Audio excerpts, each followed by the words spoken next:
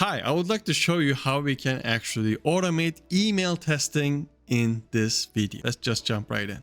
So here, what we are going to do, we need to log out if we are logged in because I want to test sign up flow. And then that will require an email verification. That's why I need to be logged out, obviously. So what I'm going to do, I will open my extension. I'll start the test right on this page. I'll click on sign up. And if I actually click on first name, Preflight will automatically detect, hey, you're trying to fill out the first name. Would you like to actually randomize it? You can click here, or we can actually click here to see more menu, but I will just click on the suggestions for now, and I will randomize the first name. And then it is actually going to be variabilized as well by the Preflight. So you can use Moselle later on as well. I'll click on last name. Instead of clicking here, I'll click here, and then we can actually find a lot of variables right here. It can be phone number, it can be company name, it can be website, it can be a street address, it can be a city, animal name, whatever you need. I'll click on name, and then I will click on last name right here. It is Stark. I'll do the same thing for email address. When we randomize an email address with Preflight, this inbox becomes active. Perfect. I'll randomize the password and I'll hit sign up.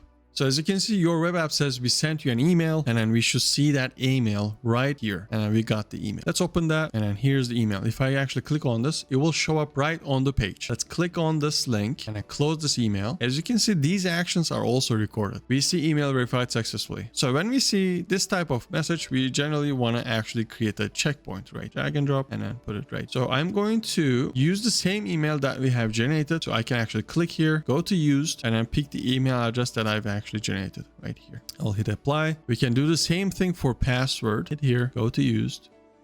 As you can see, there's actually password right here, which is I've used. If I actually hover over, there's actually bracket number 1 right there. That means, hey, Preflight, use the first generated password. It is going to be done automatically by Preflight if you use this menu, obviously, but you can actually do it yourself as well manually if you're a power user. Let's get into the dashboard by clicking sign in. What I'm going to do, I will create a checkpoint on Good Morning Moselle Start. So I'll drag and drop my text checkpoint, and then Preflight will automatically understand, hey, Moselle Stark is the name that I generated. If I actually click on this variable here, Preflight will automatically understand, hey, Good Morning is a constant value. That is why it's in gray. And then Moselle is the first generated first name, and Stark is the first generated last name. So that is going to make sure that we are going to see the random first name and random last name. And that is going to be our test. Let's finish this test and see how it goes. So we'll call this sign up with email verification.